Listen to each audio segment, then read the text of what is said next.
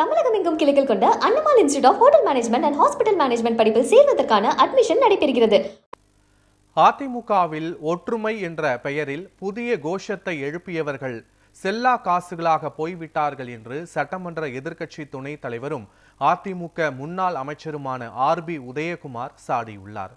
இது தொடர்பாக அவர் வெளியிட்டுள்ள வீடியோ பதிவில் அதிமுகவையும் இரட்டை இலையையும் மீட்டு தமிழகத்தை ஒரு குடும்பத்தின் பிடியில் சிக்காமல் காப்பதற்காக எடப்பாடி பழனிசாமி எழுச்சி பயணத்தை மேற்கொண்டு வருவதாக கூறியுள்ளார்.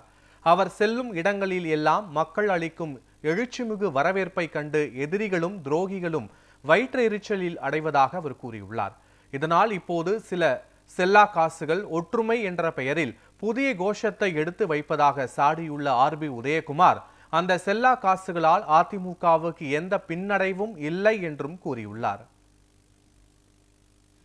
இன்றைக்கு அனைத்து இந்திய அண்ணா திராவிட முன்னேற்ற கழகம் என்கிற இந்த மாபெரும் மக்கள் இயக்கத்தை மீட்டெடுத்து, இரட்டை இலையை மீட்டெடுத்து, தொண்டர்களை மீட்டெடுத்து, இன்றைக்கு ஒரு குடும்பத்திலே சிக்கிவிடாது இந்த தமிழகத்தை மீட்டெடுப்பதற்காக எழுச்சி பயணத்தை எழுச்சியோடு நடத்தி கொண்டிருக்கிறார்கள். புரட்சி தமிழர் எடப்பாடி அவருடைய லட்சியம் தமிழகத்திலே நடைபெற்று வருகிற மக்கள் விரோத ஸ்டாலின் திமுக தலைமையிலான மன்னர் ஆட்சியை ஒழித்து கட்டி மக்களாட்சியை மீண்டும் இந்த தாய் தமிழ்நாட்டிலே மலரச் செய்வதற்காக ஒரு எளிய தொண்டராக, சாமானிய தொண்டராக, முன்கள போராடியாக இன்றைக்கு ஒரு உரிமை போராட்டத்தை நடத்தி கொண்டிருக்கின்றார்கள். ஒரு சாமானியனாக தமிழக மக்களுடைய உரிமை குரலாக தன்மானத்தோடு களத்தில் நின்று போராடி கொண்டிருக்கின்றார்கள். இதுவரை 153 சட்டமன்ற தொகுதிகளிலே வெற்றி வாகை சூடி எழுச்சி பயணத்தை இன்றைக்கு தொடர்ந்து ஏறத்தாழ 65 லட்சம் மக்களை நேரிலே சந்தித்து ஒரு புதிய சரித்திரத்தை, வரலாறை படைத்து வருகின்றார். புரட்சி தமிழர் எடப்பாடியார் அவர்கள் செல்லுகிற இடங்களெல்லாம் இதோ நம் வீட்டு பிள்ளை, நம் குடும்பத்திலே ஒருவர், நம்மை காக்க வந்த தெய்வமாக இன்றைக்கு தமிழ்நாட்டு மக்கள் வரவேற்கிற அந்த காட்சி எதிரிகளுக்கும் துரோகிகளுக்கும் இன்றைக்கு வயிற்றெரிச்சலை ஏற்படுத்தி இருக்கிறது. பொறாமை தீயிலே பொசுங்கி போகிற எதிரிகளும் துரோகிகளும் இன்றைக்கு வசைபாடுவதே தங்களுடைய வாழ்க்கையின் கொள்கையாக கொண்டு செயல்படுவதை மக்கள் பார்த்து கொண்டிருக்கின்றார்கள்.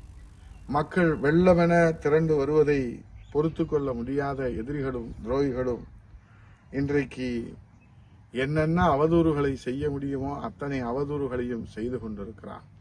அண்ணா திராவிட முன்னேற்ற கழகத்திலே பிரச்சனை, அண்ணா திராவிட முன்னேற்ற கழக தொண்டர்களிடத்திலே பிரச்சனை, நிர்வாகியிடத்திலே பிரச்சனை, தலைமையிடத்திலே பிரச்சனை, பிரச்சனை பிரச்சனை என்று அவர்களே ஒரு பிரச்சனையாக இந்த தமிழ்நாட்டுக்கு இருப்பதுதான் நிதர்சனமான உண்மையாக இருக்கிறது.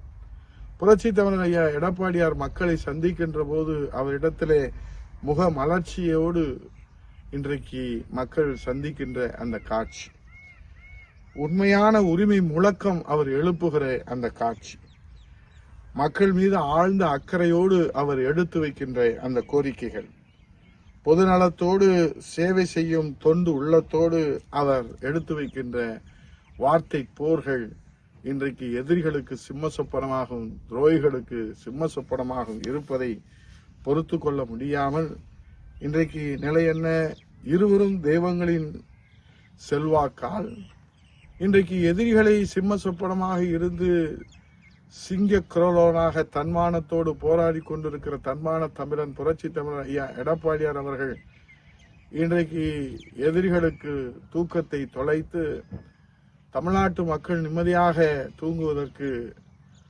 வளமான ஒளிமயமான எதிர்காலத்தை உருவாக்குவதற்கு தன்னை அர்ப்பணித்து உழைத்துக் கொண்டிருக்கிறார்கள்.